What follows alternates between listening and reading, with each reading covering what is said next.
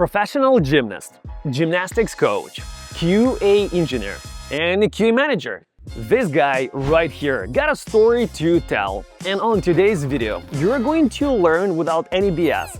How can the guy go from professional gymnast, gymnastic coach, becoming a QA engineer, and finally, in just a few years, QA manager? But before we get into it, let me quickly tell you who am I and why should you be listening to me. My name is Sergi and I'm a software QA engineer, lead manager, and a senior engineering manager of SDAT in the past. But these days, I'm helping people like you and him to become a QA engineer from scratch or to improve your existing skills. Georgi, let's get started.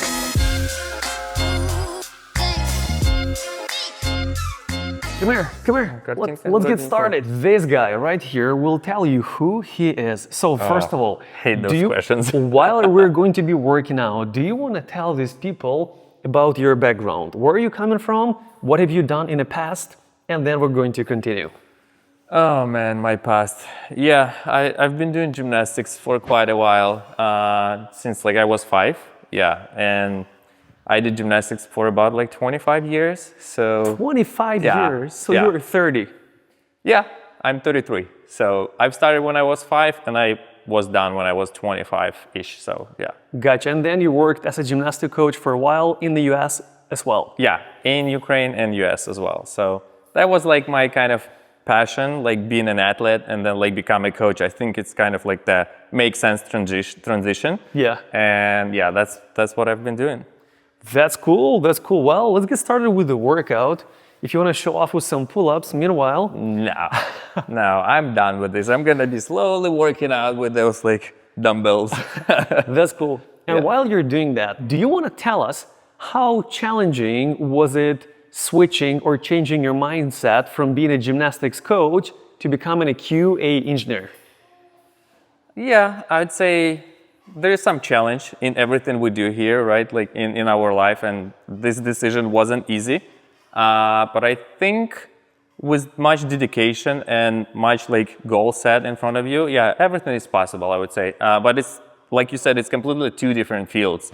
Being an athlete and then become a IT guy who sits in front of a computer for 8 hours. It's a different mindset, different patience and kind of focus that you need, that require for you to kind of switch. But like I said, with everything is possible if you desire for it, and especially more money in this field. That was the main goal, main driving goal for me. So yeah, it was possible, I would say. By the way, if you are interested to become a software QA engineer from scratch to improve your existing skills, or to learn how to build AI from scratch or AI workflow, I'm running quite a lot of courses, and some of them are for one week where you can learn basics of it. You can learn how to answer basic interview questions and even get an internship in a US-based startup for a whole week. The links for those courses are right below this video.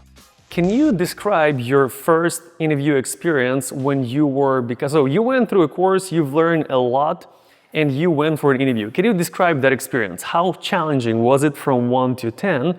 And how stressful were you at that time? Oh, very stressful. Even right now when I'm giving interview to you, yeah, it's stressful for me. But everything comes with experience, right? First couple interviews, I fucked up. I mean, obviously, yeah, you learn from this. So what I was doing back in the days is going through the interview, learn the questions that I've been asked, write them down, rewrite them with an answers for myself, and then when they will ask me again, for the third or fourth interview, yeah, it wasn't a big deal anymore. So I knew the answer, I knew how to answer it, and I was answering with pretty calm confidence. Yeah, confidence, exactly. Yeah. That's nice. That's cool. How long did it take you to get your first job? How long did not the interview process, but the job search process take? Well, we should speak about the year and the market at that time. So at 2020, the market was booming, right? So we have to be honest, that was kind of an easier entrance exactly at that time. So it still took me a couple months of interviewing, learning, and properly answering all those questions. The majority of questions are very similar. There might be some different questions from interview to interview, but in majority cases they're pretty standard. So I've learned them My baby's throwing some stuff. So I've learned them from going to interview a couple times, and then basically, yeah, in 2 months I've got my first internship. Yeah. Okay, how long did it take you from becoming a QA intern to becoming a QA manager?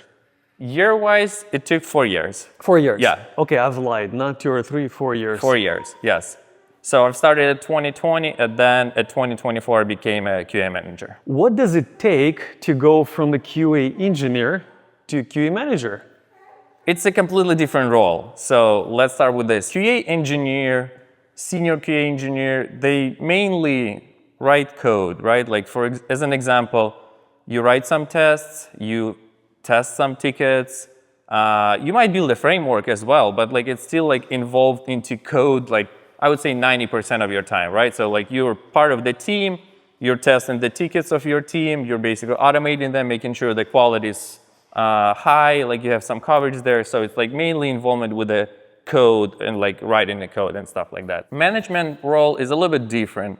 And I'd say I like this role kind of like for myself, like it's a little better, like, cause I like working with people. And I think it's communication involvement there, like more than like writing a code. And I'd say it's a different responsibility. So now you have to plan like what kind of like features our team will be like developing in the next year. And we have to plan, what is requirements from QA department, like what do we need to implement in order like to support these new features, right? Like any new frameworks, any new tools and things like that. So it's like communication involvement between different departments, different teams. You have to be like in good relationship with engineers, with like product, with engineer manager, in order to get this kind of like data for you to plan what you're gonna do next in the next year and what your team will be doing. So it's like I said, it's completely different role and what you're gonna be doing.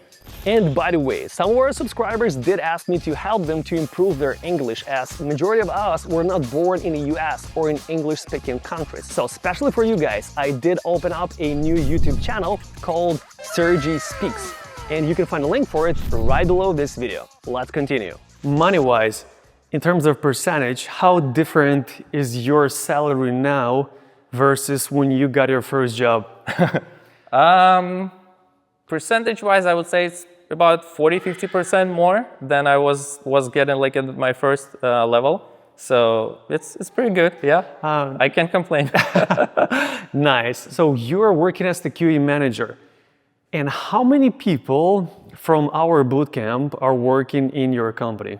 Out of 20, approximately 21 US-based QA engineers, we have 6. We have 6 currently working at Otherboard. So 6 people from Codemify. From the Codemify, yes, you're right. Almost third. I would say so, yeah. 30% pretty much like working from your bootcamp. So I mean, like that's a good example of, yeah, like that your bootcamp is actually teaching some stuff, yeah. What technologies do you guys use in your company in terms of test automation? Okay, so like we mainly use Playwright framework for automation, and I think like that's what you're teaching like at this point, right? So that's the main like framework where we write code. So we use GitHub Actions for our CI/CD pipeline. We use some like login tools like Mesmo, Sentry. So like this is like just to observe the logs and see whether like any bugs that comes up, right, from the server or like front end. So that's like the main support, and we use Postgres for the database. In terms of US-based employees, how many people were laid off in the last 2 years? In our company? None. None. No. Only if you perform. But what about AI and everything is happening in a bad market? Maybe it's our company unique, because like our company is actually kind of providing some risk solutions for enterprise organizations. So maybe we're unique in this market, but we don't have like any layoffs. It's the opposite. We hired, I believe, like 20% of PD team like this year. Wow, so, that's awesome. Yeah. You have, how many years of experience do you have? 4? 4 years of experience. What would you change if you would start again this year? Very good question. I think I would run faster, even though like within 4 years, I was partially lucky, partially hard work. It kind of like combined, but I would run faster and probably not rely on being kind of like inside myself and like be shy within the corporation, because like it's corporate world, so you have to play the game. If you want to grow like in a career wise, you should talk about this like as soon as you get there. Like just ask your manager to like, okay, how I need to get to the next level, what should I do within this year in order to get the promotion. So like don't be shy. Like if you're not gonna ask, no one's gonna promote you. So like I would say I would do this like even earlier than I've started doing that. Imagine this, you can say one phrase to all of the QA engineers in the world. How can you help them grow within one single phrase, one single thing they can do in order to become better versions of themselves, in order to grow faster professionally, in order to make more money? Like I mentioned a second ago, don't be shy, don't be afraid, and just like keep going. Excellent, thank you so much, and I'll see you next time. Yeah.